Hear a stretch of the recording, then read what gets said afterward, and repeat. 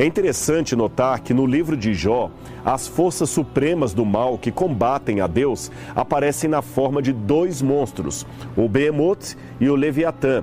Seriam mais correspondentes a monstros, um monstro terrestre e outro marinho, identificado como uma serpente ou um dragão do mar. Tal qual o Apocalipse, que temos também uma besta que sai da terra e outra do mar.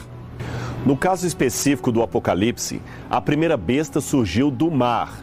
E de acordo com a Bíblia, mar significam povos, nações, multidões, línguas. Apocalipse 17, verso 15 diz isso.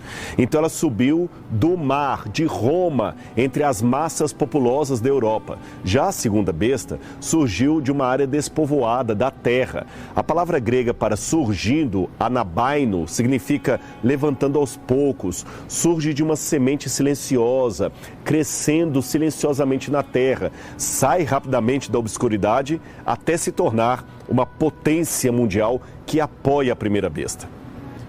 Esta segunda besta, portanto, tem dois chifres, segundo o Apocalipse, parecidos com os de cordeiro, mas que falava como um dragão. Ou seja, ela tem um poder semelhante ao do cordeiro, que concede aos seus cidadãos a oportunidade de adorar livremente em harmonia com seus ditames e suas consciências.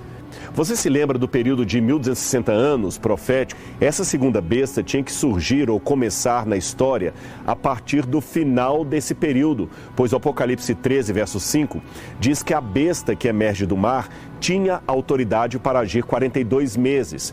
Então seria no final desse período que ela seria interrompida, teria sua morte, conforme Apocalipse 13, verso 3.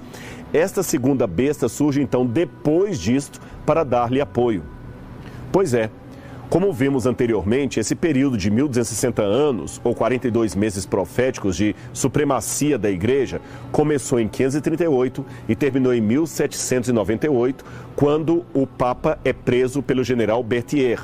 Portanto, essa besta que surge da terra deveria nascer depois disso, de um lugar menos povoado do mundo, no século XVIII. E que nova nação estaria surgindo ali por volta de 1798, de um lugar despovoado da terra, que fosse jovem e desse liberdade de expressão? A resposta clara: os Estados Unidos da América. Os peregrinos desembarcaram no início de 1600. As colônias, então, cresceram rapidamente na América do Norte. Em 1776, a Declaração de Independência foi redigida.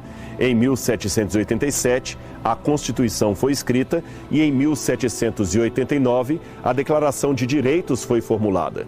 Em 1791, foi a vez da Declaração de Direitos ser adotada. E para ficar bem claro para você, em 1798, eu repito, o Papa foi feito prisioneiro por quem? Pela França. Os Estados Unidos foram reconhecidos como nação pela França. O mesmo poder que infringiu a ferida mortal no papado foi que deu apoio aos Estados Unidos.